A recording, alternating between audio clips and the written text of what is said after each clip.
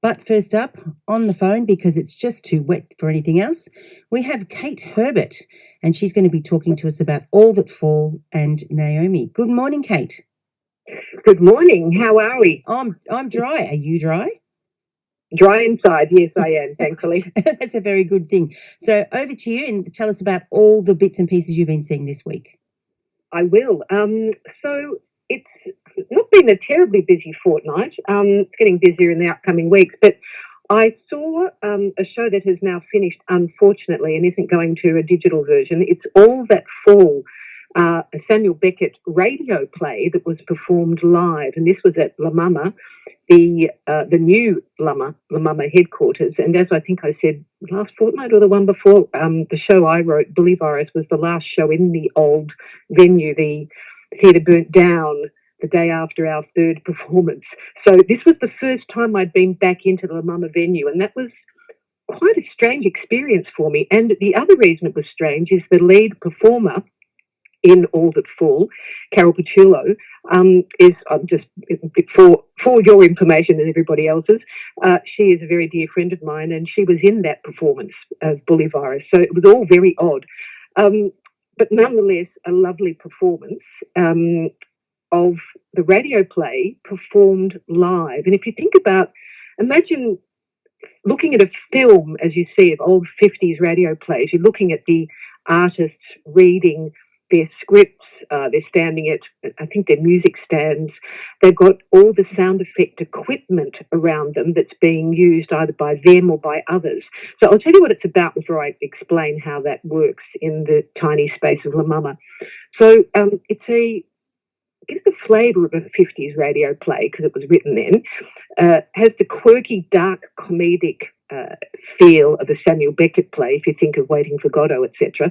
It's rather deftly directed by Melanie Betty. It's wickedly funny, it's absurd, it's poignant, in similar ways to other Beckett plays or stage plays.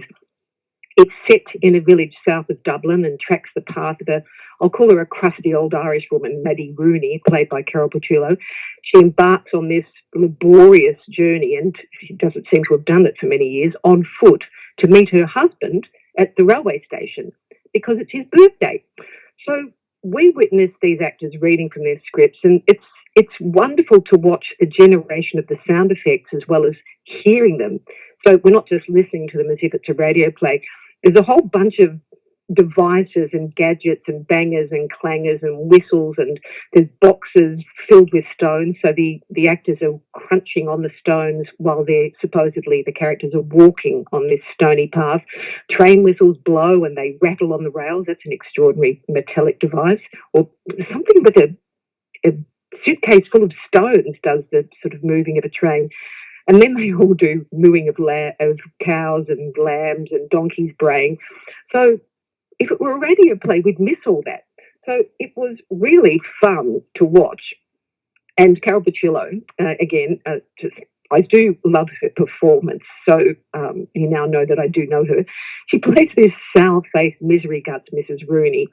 And she shifts from hilariously brusque and rude and aggressive and abrasive to this, what I describe as face-crumpling despair, with echoes of her past grief. And at one point she says to one of her passers-by, have you no respect for misery? Sorry to do a bad Irish accent. She passes lots of characters. So what we see is a multitude of characters played by all the others. The dung carter, a cyclist, a station master, a porter. She finally meets her husband at the station. He's just as gruff and grumpy as she is, and he seems to be unable to speak while he walks, or is he just unwilling? And finally, at the very end, we find out why her past is so tragic and why she suffers this enduring grief. So it's deliciously and wickedly Beckettian. So unfortunately, you can't see that, but I have my fingers crossed that it will come back so people will be able to see it again. There is no digital version of this play. So my other, you're going to keep me apprised of whether I'm going to run out of time, aren't you, Philippa? I'm sure you will. Yes, you've got like 2 minutes to go. Okay. So the other is Naomi, and I think you interviewed Patrick Livesey, the writer and performer, last week. So you might not expect to laugh during a production about the suicide of the playwright's mother.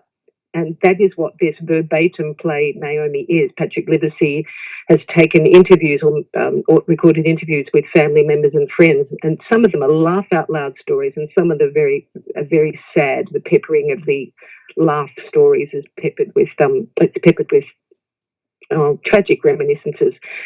And he's playing all the characters, talking about his mother, Naomi, in a sort of, well, it is chronological, the sequence from her mum, Naomi's mum, Nan, talking about the baby, Naomi, then friends, family members, children, stepdaughter.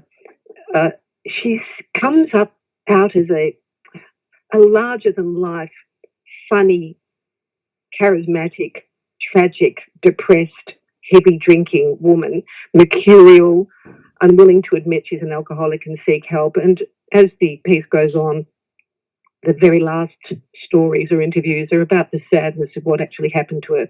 And then Livesey himself, but speaking, I believe, as himself, explains those final awful days, and that's wrenching.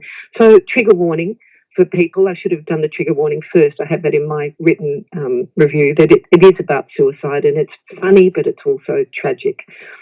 Have I got a moment to mention something that's upcoming? Absolutely, Kate. There's something called, might interest you because I know your play is in this territory too, Dispatches from the Frontline. There is a podcast of this, of all the sections of a war diary, First World War diary of an Australian nurse, an actual diary. And Geraldine Cook, who was head of voice and head of performing arts at the VCA, is the reader, but she's doing a live performance, a presentation, a reading at the Shrine on Sunday, November the 6th at 2:30. That's available for anyone who wants to go. Dispatches from the Frontline. So just look it up. And that's my lot this week. It gets busier the next time. Thanks very much, Kate. Thank you once again for your marvellous insight into the theatre in Melbourne and surrounds. You might